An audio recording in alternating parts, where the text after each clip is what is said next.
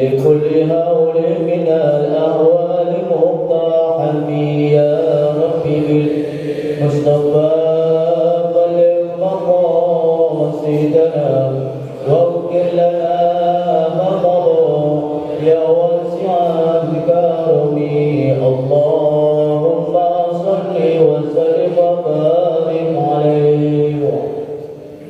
Assalamualaikum warahmatullahi wabarakatuh. Bismillahirrahmanirrahim. Alhamdulillahirabbil alamin. Allahumma shalli wa sallim ala sayyidina Muhammadin wa ala alihi wa sahbihi ajma'in, amma ba'du. Yang sama-sama kita hormati dan muliakan guru kita Ustaz Dr. Andes Haji Asman bin Haji Abdul Rahim, Ketua Masjid Al-Istiqomah Ustaz Asmani bin Kiai Haji Abdul Rashid Siddiq, Bapak-bapak, ibu-ibu, remaja, hadirin jemaah yang dimuliakan oleh Allah.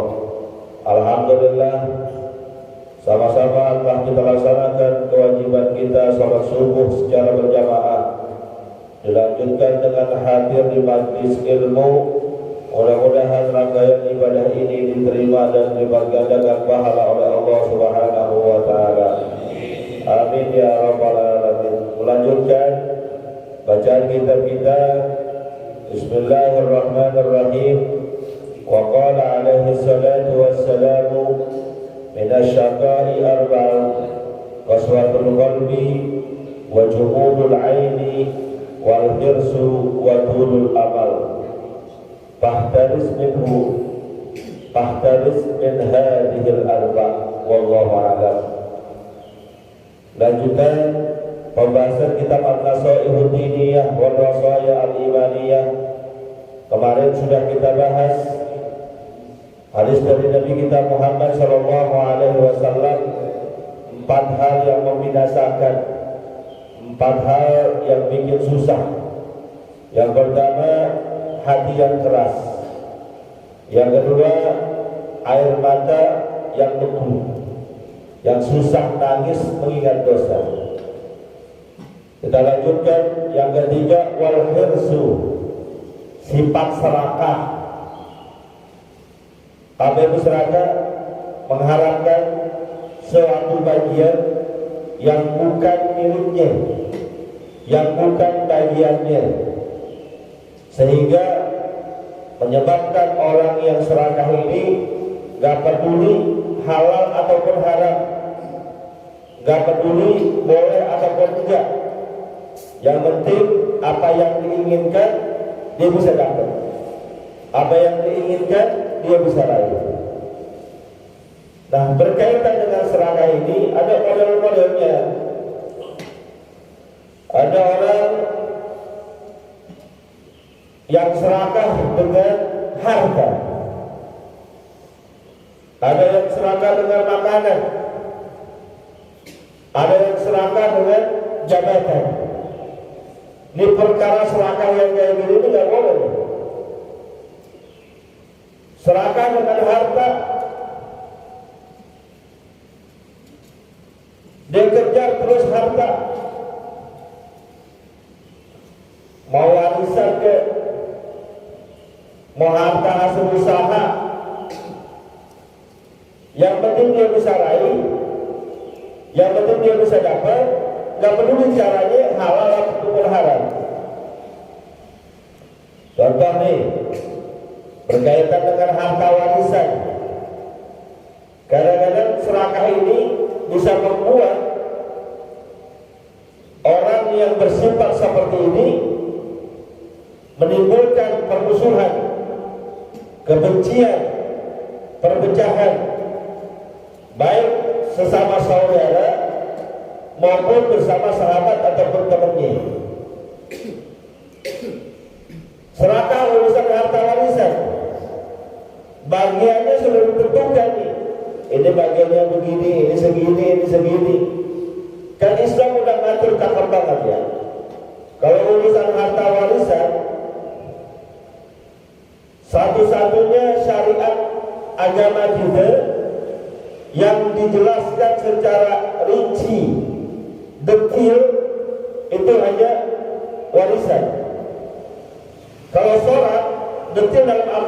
maksudnya. Kalau sholat, Allah perintahkan sholat, tapi rincian detailnya nggak ada dalam Al-Quran. Allah perintahkan kita puasa, tapi rincian detailnya bagaimana puasa nggak ada dalam Al-Quran. Allah juga perintahkan haji ataupun zakat, tapi rinciannya berapa yang harus kita keluarkan dari zakat diri kita nggak ada rinciannya dalam Al-Quran. Tapi ketika berbicara tentang warisan, Allah gambarkan, Allah jelaskan secara detail.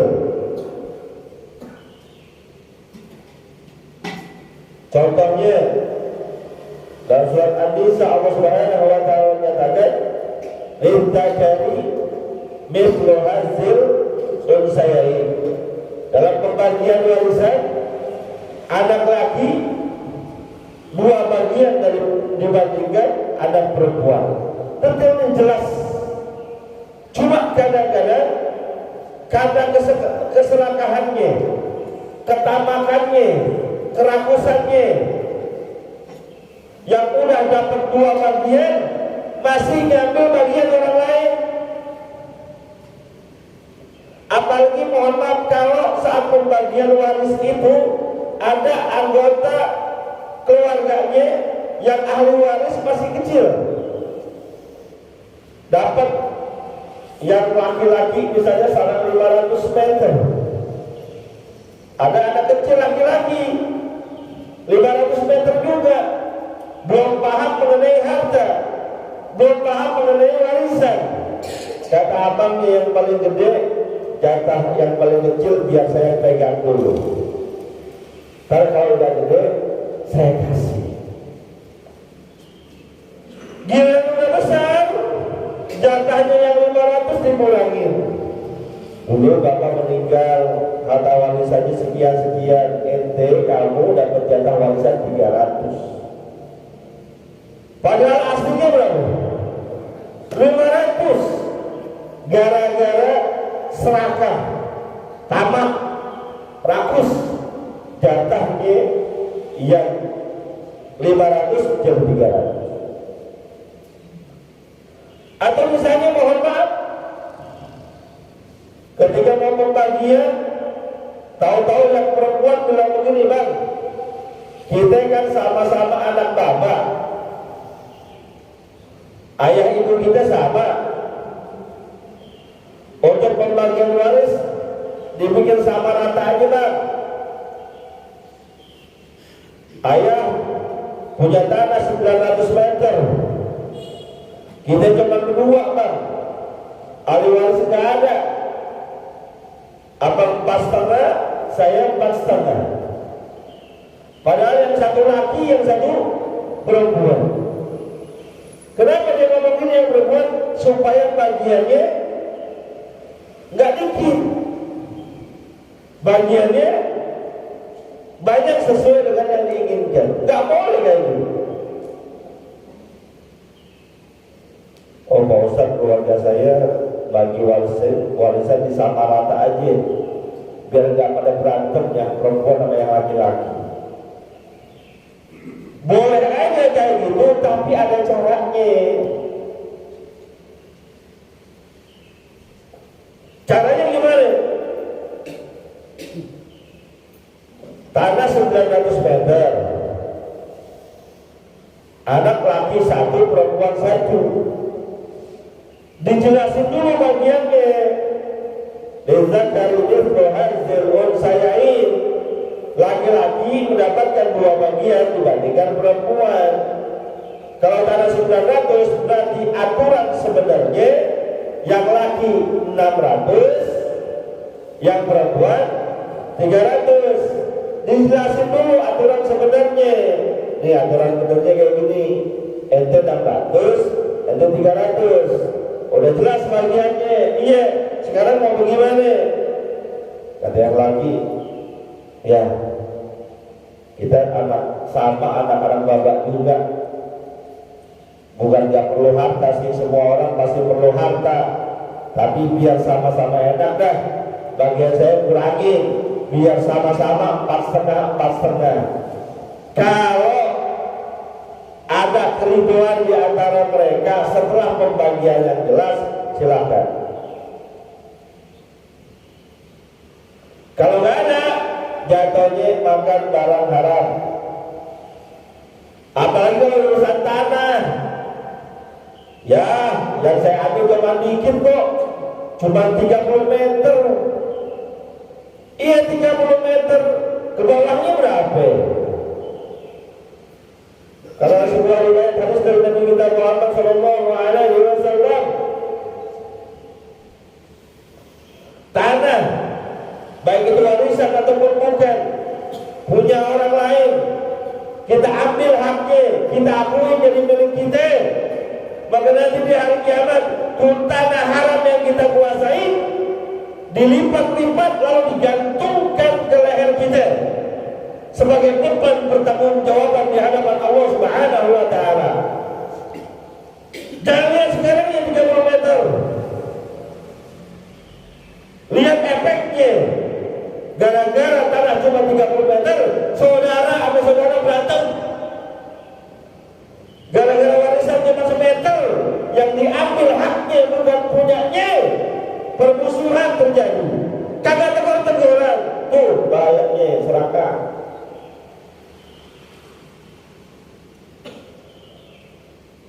Atau juga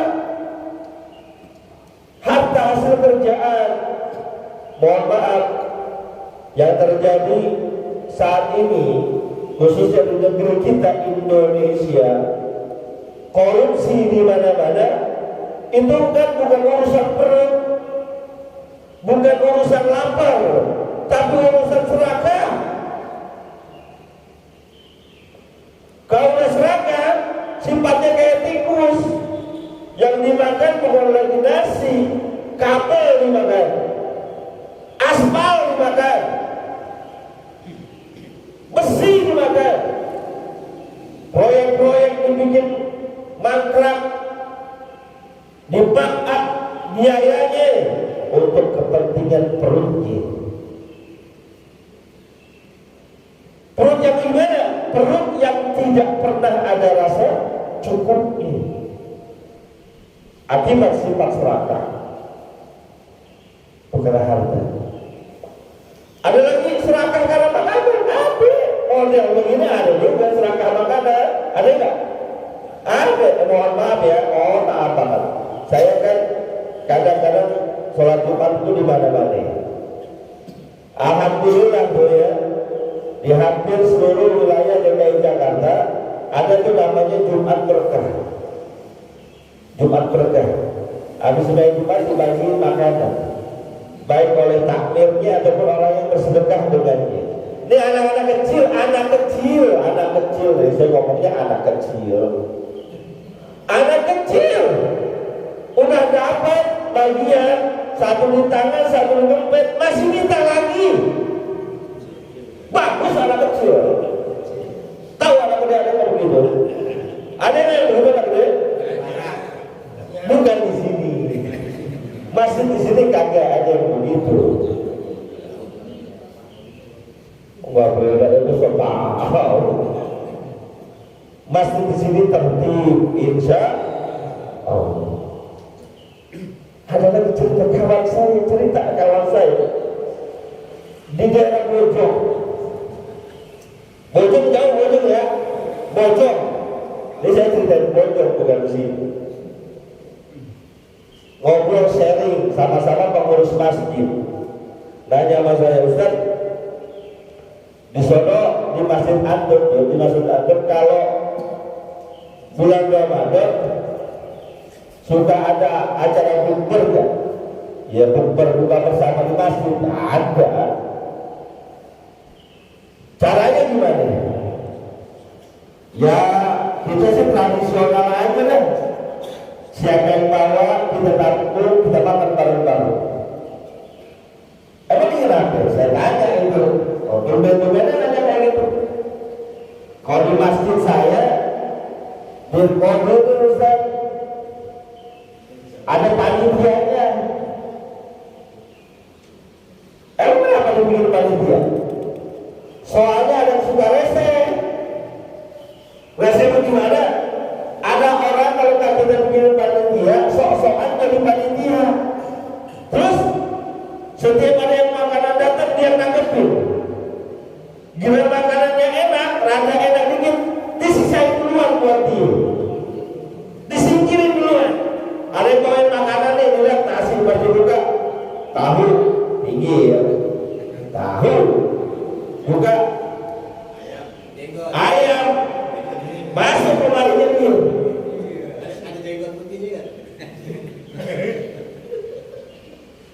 Ada yang bawain lontong, isi oncom tinggi ya, lontong isi nah ini isi sayuran, singkirin buat dia. Bawa kantong plastik dari rumahnya, dibocor ini cerita kasih saya, dibocor, terus dipetik-petik, taruh di pojokan. Entar orang lain ada yang kedapetan, ada yang kagak. Jadi nggak rata Ustaz, makanya saya bikin panitianya. Di mana tuh? Bojong. Ini saya cerita di Bojong. Kalau di sini insya Allah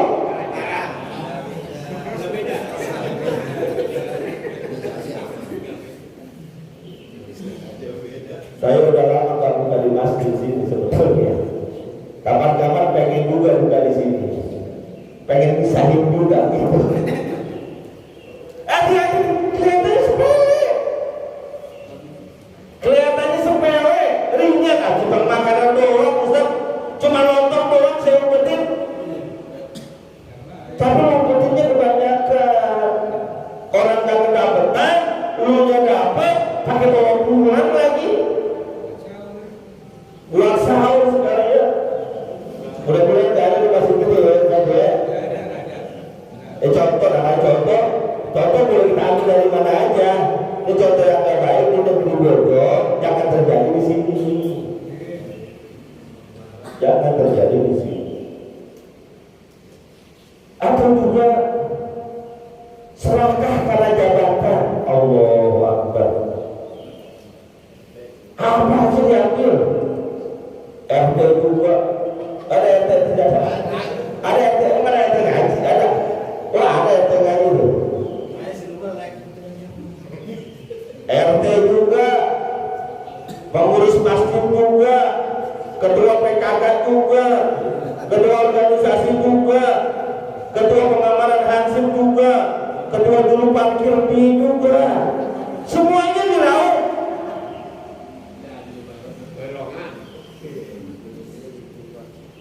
Emang gak boleh Ustaz rangkap jabatan? Boleh, tapi amanah dan bisa untuk mengelolanya. Yang gak boleh, udah gak amanah, ngelolanya gak bisa, ada maksud-maksud tertentu.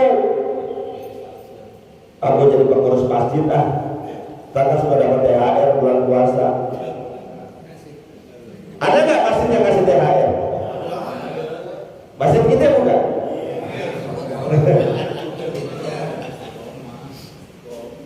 Kalau tujuannya untuk kemaslahatan umat silahkan. Tapi kalau ada nafsu-nafsu dunia serahkan namanya. Gak inget tuh cerita tentang kisah Isra Mi'raj dalam kitab yang ditulis oleh Ahmad Tardir.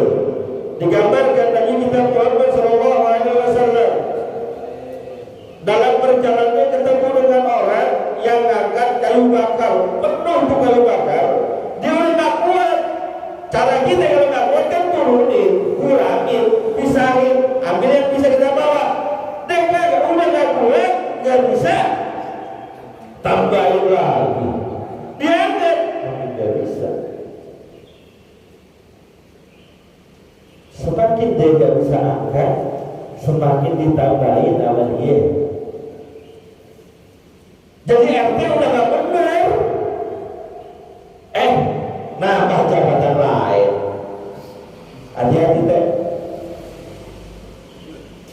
Tapi saya percaya RT di lingkungan masjid kita amanah insya Allah. Karena kawan-kawan saya doyan ngaji ya.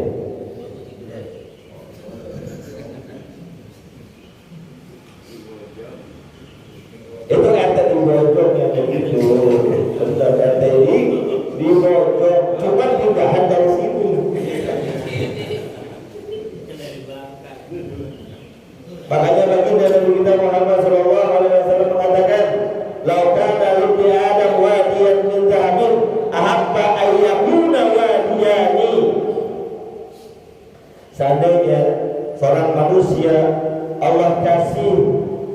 gunung emas,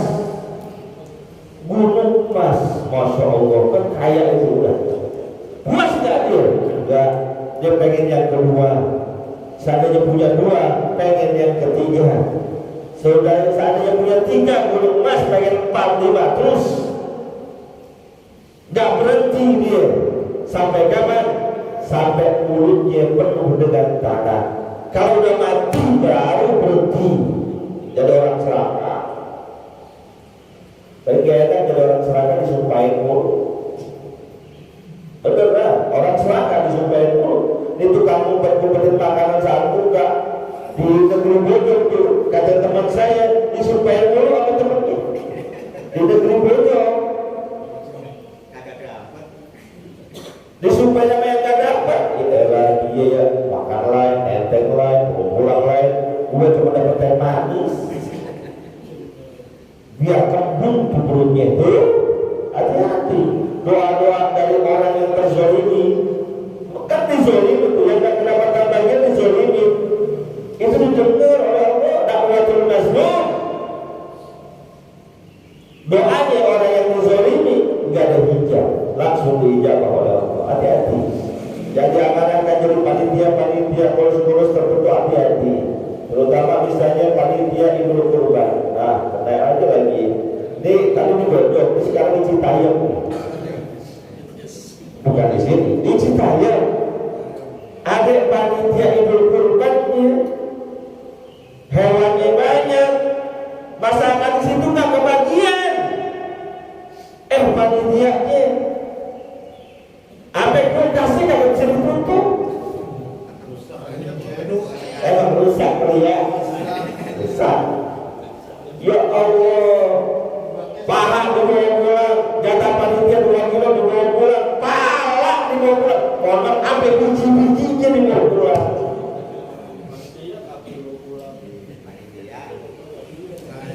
Mohon maaf kalau itu memang masyarakat sekitar udah kebagian semua. Lalu ada bagian-bagian tertentu yang orang lain gak mau dibawa pulang, silakan. Kan kalau di kita tuh jarang orang pengen ngolah kaki-kaki gitu ya. Debat kedua kata panitia, buat saya aja sini dah, nanti saya olah bikin sop kaki. Pala jarang ada yang pengen olah, buat saya dah, saya pengen olah sop kepala kaki. Kalau masyarakat sekitar udah kebagian semua rata, terus ada bagian-bagian tertentu yang memang tidak diambil, silahkan bawa pulang.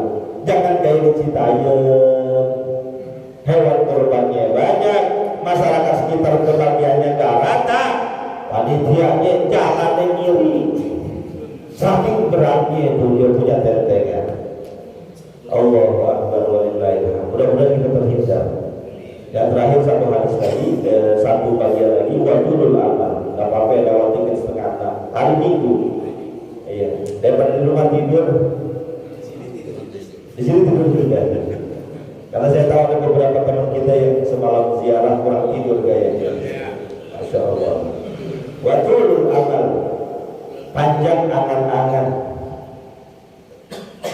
berharap hidupnya sampai 10 tahun yang akan datang. Kata ulama, salah satu ciri orang yang panjang angan-angan, terlalu pengen banget mendapatkan dunia. Orientasi hidupnya dunia, sesuatu diukur dunia. Tafsirkan Nabi. Besok bisa nggak isi ceramah di acara kegiatan rumah saya?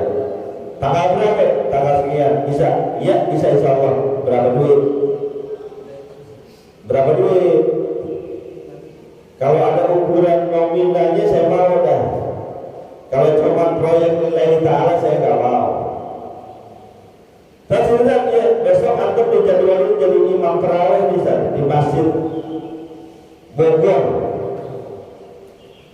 Boleh? Itu kan bagaimana? Per hari apa golongan? Nah, orientasi di Bogor, orientasinya dunia, tolak ukurnya dunia. Pokoknya yang dicari dari pagi sampai akhirat, sampai sore sampai malam dunia, nggak ada orientasi akhirat.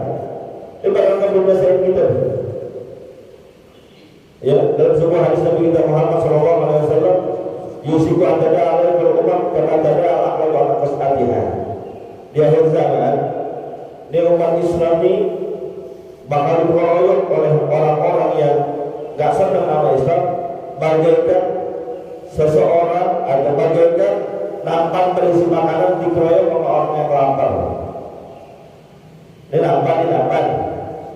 Isinya nasi kebuli sama kambing. Dikelilingnya ini 5-6 orang adalah makhluk lapar yang belum makan. Kira-kira habis gitu? Kurang bahkan. Dari sana dirobot, dari sini ngambil semuanya. Begitulah keadaan umat Islam di akhir zaman yang dikeroyok oleh berbagai macam golongan yang gak suka terhadap Islam. Lalu para sahabat bertanya, hal min qillatina yawma idin ya Rasulullah, kenapa bisa begitu ya Rasulullah? Apakah saat itu jumlah kita dikit?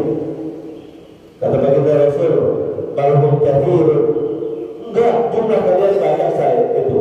Tapi Musa'ud dan Musa'id saya banyak doang. Kayak Musa di lautan terompang api. Saat itu kalian terkena yang namanya penyakit wahan.